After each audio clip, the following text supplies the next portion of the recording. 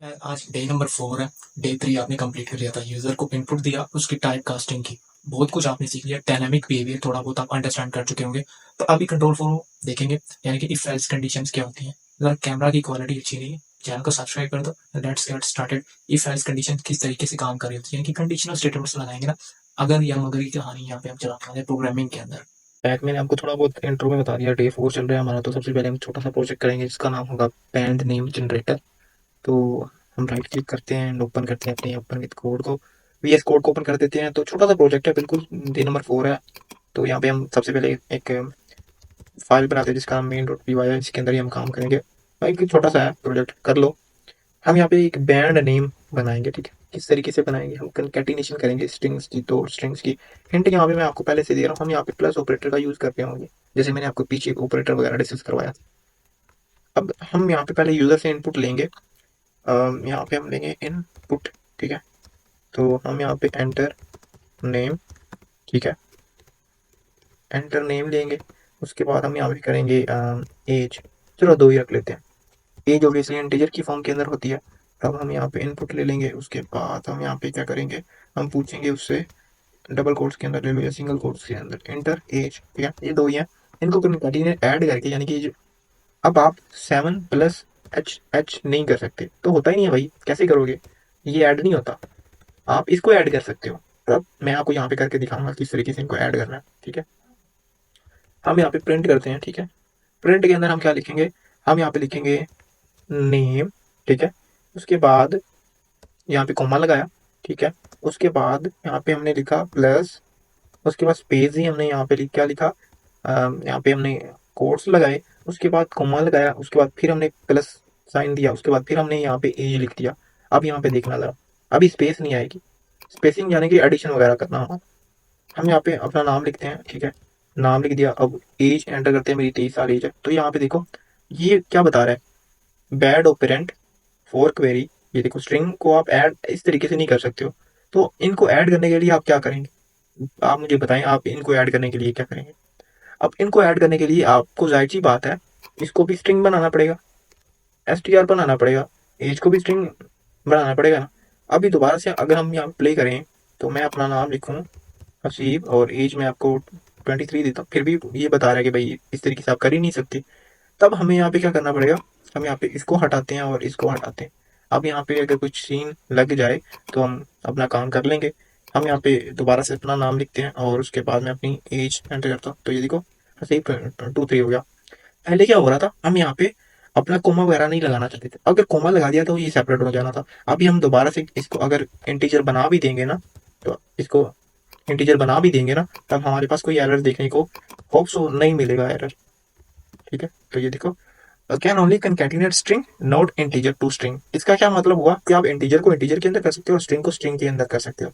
तो जैसे मैंने आपको पहले से ही बताया था कि इसको स्ट्रिंग ही, जो एज होती है ना, हमेशा ही एक स्ट्रिंग होती है। Age is not a number, it's string bro. तो अभी दोबारा से हम यहाँ पे प्ले करते हैं एंड हम ऐसा करते हैं, एच लिखते हैं और टू लिख देते हैं। तो यहाँ पे H2 आ रहा था, हम चाहते हैं यहाँ पे स्पेस आनी चाहिए, कंकैटिनेशन हो जानी चाहिए। अगर हम यहाँ पे दोबारा से अगर प्ले करते हैं ना, तो यहाँ पे स्पेसिंग मिल जाएगी आपको। तो यहाँ पे देखो स्पेसिंग मिलेगी। तो ये आपका एक बैंड नेम जनरेटर है।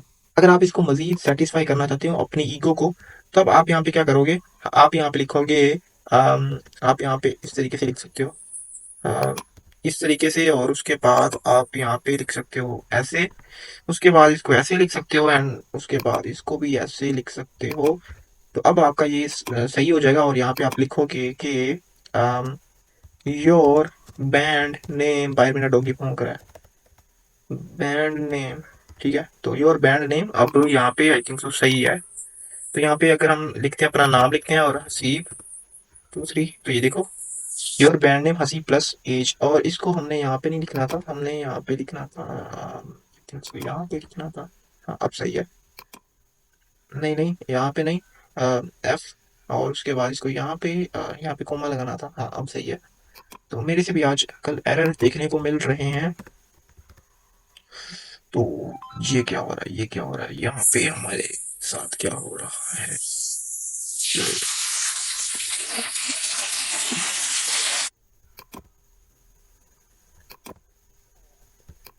अभी यहाँ पे सही है। तो हम अपना नाम लिखते हैं, उसके बाद 2 3 लिखते हैं। हाँ, अभी your brand name is Haseeb 2 3, ठीक है। तो इस तरीके से आप इसको कर सकते हो। ये बस आपको समझाना था, प्रोग्रामिंग की लॉजिक वगैरह समझानी थी, कुछ खास मकसद था नहीं इस काम का। तो अभी हमारा जो मेन फोकस है ना, वो हमारा कंट्रोल फ्लो के ऊपर है। कंट्रोल फ्लो का क्या मतलब है? कंट्रोल फ्लो का ये मतलब है कि हम इफ एल्स कंडीशंस वगैरह डिस्कस करने वाले हैं। अब इफ एल्स कंडीशंस क्या होती हैं? मैं आपको ऐसा करता हूँ कि अपने जो लेके चलता हूँ, सबसे पहले तो हम नोट्स को क्या करते हैं, ड्रैग एंड ड्रॉप करते हैं। यहाँ पे हम ड्रैग एंड ड्रॉप करते हैं, ठीक है। तो कंट्रोल फ्लो इफ एल्स होती है, उसके बाद इफ एल्स एलिफ, 3 चीजें होती हैं पाइथन के अंदर, जो क्या करती हैं, कंडीशन को एग्जीक्यूट करवाती हैं किसी भी पाइथन के प्रोग्राम के अंदर, या कोई और लैंग्वेज है उसके अंदर भी इफ एल्स होती हैं। तो सिंटैक्स थोड़ा सा मैं आपको दे सकता हूँ। पहले तो एग्जांपल के तौर पे मैं आपको समझा देता हूँ कि जैसे अगर किसी स्टूडेंट के मार्क्स 90+ आते हैं, तो उसको हमने वैल्यू असाइन करनी है A+। अगर किसी की 80+ मार्क्स आते हैं, तो उसको वैल्यू करनी है बी ग्रेड दे देना है। देन फर्दर आपको पता ही है किस तरीके से इन मार्क्स का जो कटा चिट्ठा होता है। और सिंटैक्स के बारे में आपको मैं बता दूं, इफ लिखा, ये एक कीवर्ड होता है। उसके बाद हमने यहाँ पे कंडीशन लगाई है, यानी कि यहाँ पे जैसे ग्रेटर देन 90+ मार्क्स है, तो नीचे बॉडी है, यहाँ पे कुछ प्रिंट करवा देंगे। और एलिफ, और उसके बाद एल्स। एलिफ को हम मल्टीपल टाइम यूज कर सकते हैं, और इफ तो एल्स होता है, तो इसको हम सिर्फ एक ही बार यूज कर सकते हैं। मजीद हम यहाँ पे आ जाते हैं, और यहाँ पे नीचे आने के बाद हम यहाँ पे डिस्कस करते हैं इफ एल्स होती क्या। इफ एल्स क्या होती है? अगर, और जो एल्स होता है वो समझ लो कि वो मगर होता है, ठीक है। और अगर और मगर के बीच में एक होता है जो मुनाफिक बंदा होता है यार, जो दोनों का साथ देता है, यानी कि वैल्यूज को इक्वल कर दिया आपने। अब मैं आपको एक कंडीशन समझा देता हूँ, करके दिखा देता हूँ। फॉर एग्जाम्पल जैसे इफ, ऐसा करता हूँ, नहीं, पहले तो नंबर को एग्जीक्यूट करना पड़ेगा ना। फॉर एग्जाम्पल मैं आपको यहाँ पे n = 4 है ना, और हम यहाँ पे लिखते हैं n if n is greater than, नहीं ऐसे नहीं है, हम दो कंडीशन यहाँ पे लगाते हैं। हम यहाँ पे लिखते हैं n और m के बारे में हम बात कर लेते हैं।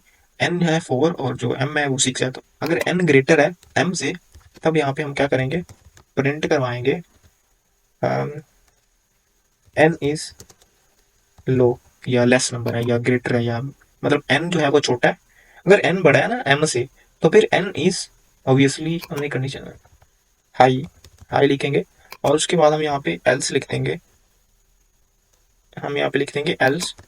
एल्स के लिए हमें कंडीशन लगाने की जरूरत नहीं होती, क्योंकि यहाँ पे दो कंडीशन ही वर्क कर रही हैं। तो दूसरी के लिए कंडीशन बनाने की जरूरत नहीं है, क्योंकि जब एक अगर सही है, तो ऑब्वियसली दूसरी गलत होगी। तो हम यहाँ पे प्ले करेंगे। अगर ये देखो m इज हाई, ठीक है। ये चीज़ें आप यूज़र से भी इनपुट ले सकते हैं, और आपको इनपुट लेना आती है यूज़र से, किस तरीके से आप इनपुट लेते हो। तो ये इफ एल्स होती है। और अगर आपने मल्टीपल इफ एल्स लगानी है, तो भी हो जाएगा। तो मल्टीपल इफ एल्स लगाने के लिए क्या करना पड़ता है, हम इसको ड्रैग एंड ड्रॉप करते हैं यहाँ पे और यहाँ पे। ये मल्टीपल इफ एल्स किस तरीके से लगाते हैं, मैं आपको वो भी बता देता हूँ। नहीं, मल्टीपल इफेक्ट्स मैं आपको कह रहा हूँ कि मैं आपको करके दिखाता हूँ। तो मल्टीपल, पहले तो मैंने आपको इतना कोड करके दिखाया नहीं है इफेल्ट्स का। जैसे हम फाइंड करेंगे इवन ओड का कॉन्सेप्ट, फाइंड करेंगे इवन, कोई नंबर इवन है या ओड नंबर है। उसके बाद कोई कैलकुलेटर वगैरह बनाएंगे, या मतलब कुछ छोटे छोटे इफेक्ट्स वगैरह प्रोग्राम करेंगे, वो साथ साथ चलते रहेंगे। पहले मैं आपको मल्टीपल इफेक्ट्स की कंडीशन वगैरह था। अब ये कंडीशन के अंदर कंडीशन होती है, एक आउटर कंडीशन होती है और दूसरी इनर कंडीशन होती है। यानी कि इफ ये वाली जो है ना, ये आउटर वाला है। उसके बाद ये इफ है, और ये एल्स है, ये इनर वाला है। और उसके बाद ये आउटर वाला है। समझ आ रही है बात की? ये सारा कोड वगैरह आप मेरी वेबसाइट से डाउनलोड कर सकते हो, www.developerseed.com/downloads। मैं आपको बना के दिखा देता हूँ जो मल्टीपल कंडीशन होती है ना, वो किस तरीके से परफॉर्म हो रही होती है। मैं आपको बना के दिखाता हूँ। फॉर एग्जाम्पल इफ, पहले तो नंबर को एग्जीक्यूट करेंगे ना, a = 5, b = 6 है, ठीक है। अब आउटर कंडीशन हम यहाँ पे पहले लगाएंगे, if a is greater than b, ठीक है। प्रिंट हम यहाँ पे क्या कर देंगे, a greater than b, obviously, ठीक है। उसके बाद हम यहाँ पे एक कंडीशन लगाएंगे जो इनर वाली है, if a is greater than b, ठीक है। हम यहाँ पे भी प्रिंट कर देंगे a is greater than b, ठीक है। उसके बाद हम यहाँ पे एल्स लगा देंगे। ये कंडीशन बिल्कुल सेम चल रही है, ठीक है। कंडीशन के अंदर कंडीशन आप, ठीक है, b is greater than a। अब ये कंडीशन पूरी होगी है, ठीक है, एक कंडीशन पूरी होगी है। अब यहाँ पे जो आउटर कंडीशन है ना उसको हम क्लोज कर देते हैं एल्स।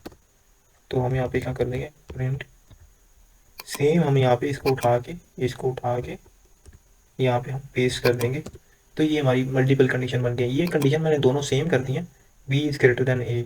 अब हमें कैसे पता चलेगा कि कौन सी कंडीशन एग्जीक्यूट हुई है, ठीक है, ये भी तो एक सोचने वाली बात है ना। तो ये इनर वाली कंडीशन एग्जीक्यूट हो रही है, हम चाहते हैं कि बाहर वाली भी शो होनी चाहिए। तो बाहर वाली के लिए हमें कुछ कंडीशन को फंक्शन वगैरह बना के स्पेसिफाई करवाना पड़ेगा।